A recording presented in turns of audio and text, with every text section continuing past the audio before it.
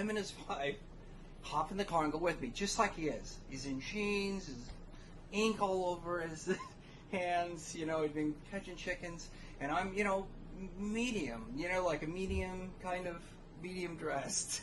And we go to this Pentecostal, you know, we end up showing up at this Pentecostal church at 5, and we go in, and the pastor had no idea that he was going to baptize me, right? His mom lied to him and said that just to get him to go to church. So when we were showing up, like if I would have showed up and he wouldn't have went with me, nobody would even have known there that I was coming to get baptized. And that's going to get more important in a minute.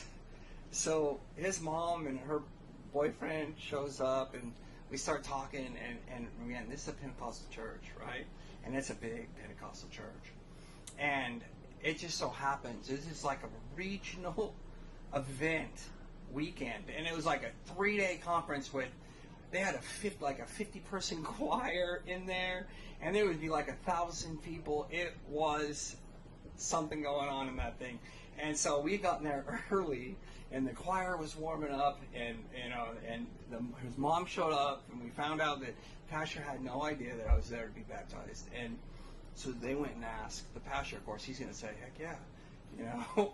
And I'm like, and I'm in shock, right? Because this is a huge church, and these people are dressed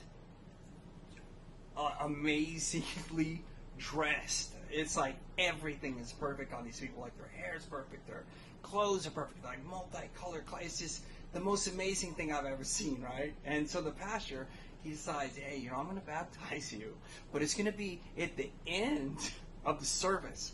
So I had to stay with the Pentecostal service, right? And I'm like, oh crap, and now I'm nervous, right? Because I was thinking I'm just going to show up, you know, it's just going to be the pastor, it's like 5 o'clock, there's going to, you know, it's just going to be a little group. Oh no, it ain't going to be a little group, it's going to be me getting baptized in front of like 1,000 people on stage.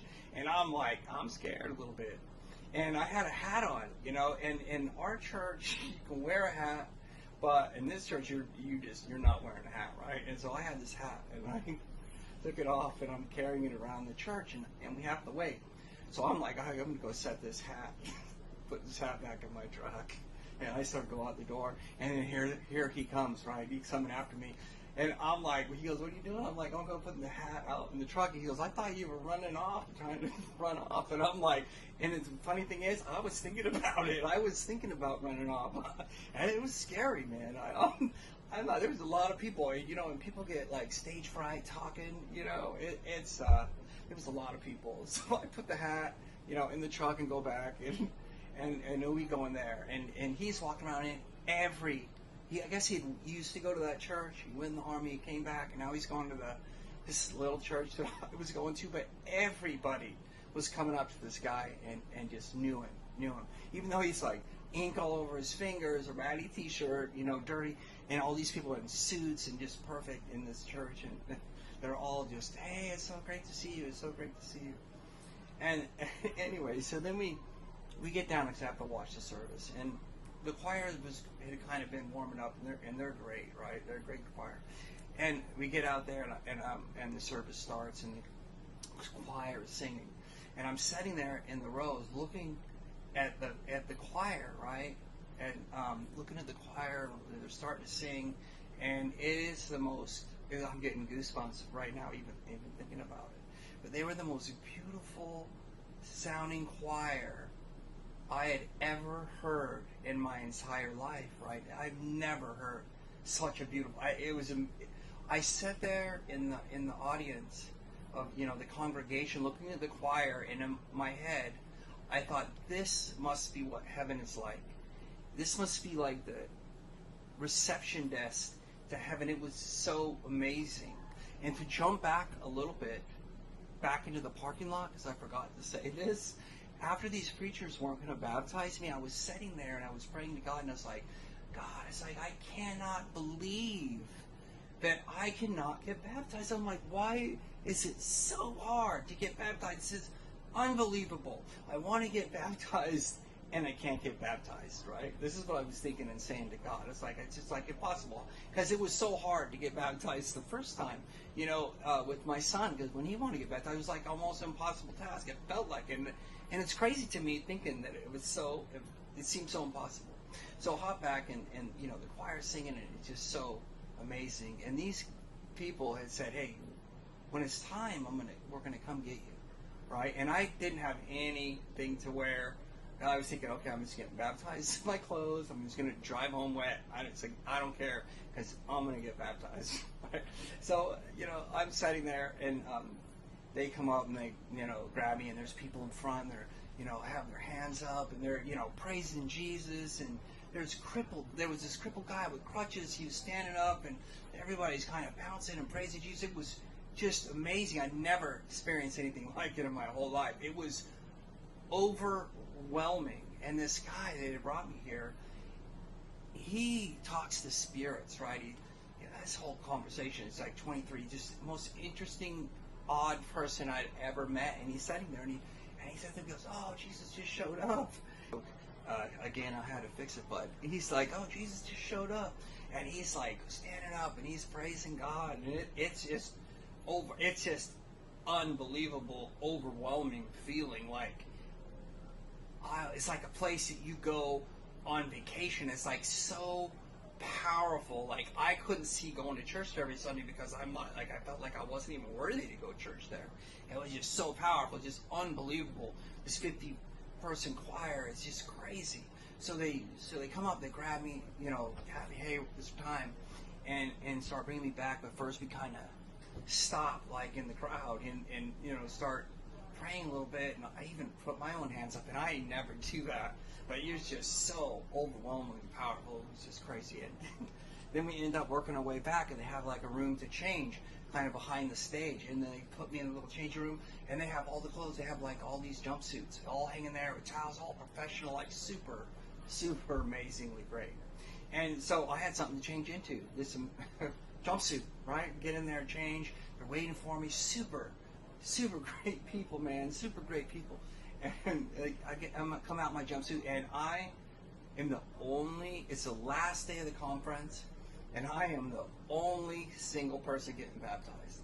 And it's at the end of the last of a 3-day running event, and they've been baptizing people the other days and all the way, the other couple days, and I am the only single person.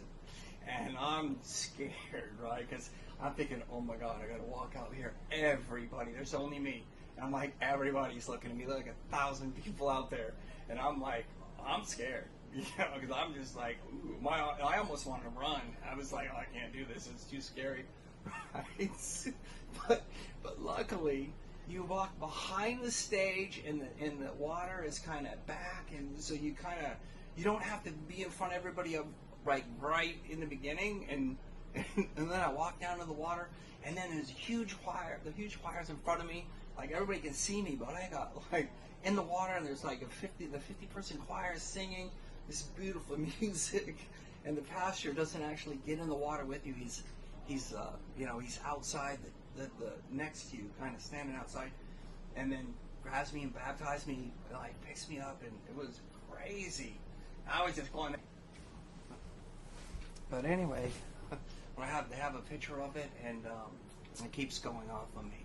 They have a picture of me coming out of the thing, out of the baptismal deal, and I'm like, holy cow, this is just crazy. And I go back and dry off. They come out with this like certificate, like, hey, look at this, I got a certificate to get baptized. And I dry off, I get back in my clothes, and I go home, and I'm thinking, driving home, I'm thinking, wow, I just can't believe that the day ended up like that. I was at church, wanting to get baptized, sitting in the parking lot, asking multiple preachers, won't baptize me, just sitting there angry, calling this guy and telling God, praying, talking to God, saying, dang it, I can't believe it's so difficult, and I'm pretty sure I used the word, it's so impossible to get baptized. How can it be this impossible to get baptized? And then God gave me, says, oh yeah, so you want to get baptized? I'm going to get you baptized. I had the baptism. It's giving me goosebumps right now. That baptism was fit for a king. A king couldn't have been baptized better than I was baptized. He's like, you put in the effort. You're sitting in the parking lot. It's the third time you've been baptized, making sure you got baptized right. You're getting baptized every way. And he says, I'm going to give you the best baptism. Anyway, it's like, I'm going to give you the best baptism of, I don't even know that anybody's ever been baptized out that nice. You know, I mean, the people the other days, they all got baptized, but it was only me. It wasn't like a whole line of people and they were rushing you through. It was like that setup was just for me. I was the only one. God showed me that, you know what? He's listening. You can get, it was amazing. It was amazing, and I'm never going to forget that baptism, you know. It really opens your eyes that God listens. And anyway, that's my baptism story of it. Hope you guys enjoyed it.